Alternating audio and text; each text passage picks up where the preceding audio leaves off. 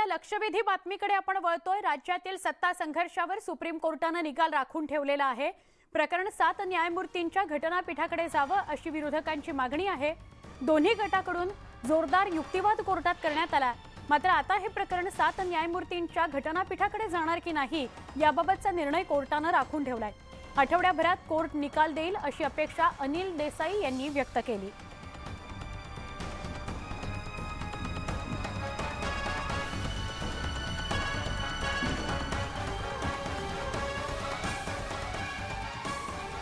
दोन्ही बाजूंकडून युक्तिवाद पूर्ण झाला आहे आणि सुप्रीम कोर्टाने हा मॅटर रिझर्व केलाय फॉर ऑर्डर्स।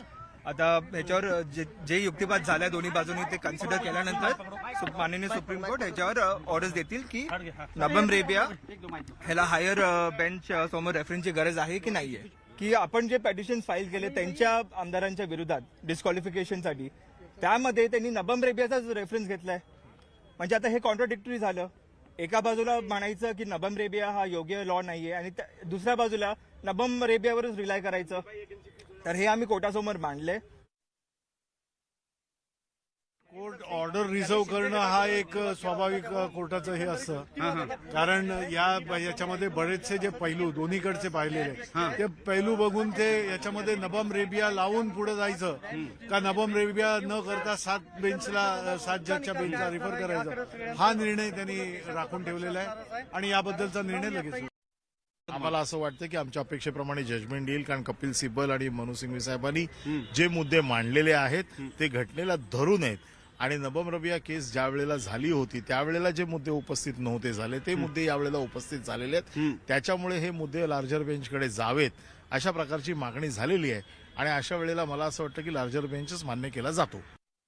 सुनावणी चालू आहे, त्या सुनावणीचा ज्या केसचा रेफरन्स दिल्यानंतर त्या केसलाच विरोध करत आणि त्याच केसचा रेफरन्स घेऊन त्यांनी 16 आमदारांवर अपात्रचे जे पिटिशन दाखल केले त्या पिटिशनमध्ये त्या केसचा त्यांनी दाखला दिलेला आहे। त्यामुळे तो खोटारडेपणा त्यांचा न्यायालयाच्या समोर दिसून येत नाही। अपात्र करण्याचा अधिकार सभापतींना नाहीये आणि त्याच्यावरच हे संपूर्ण चर्चा अपात्र होऊ शकत नाहीये।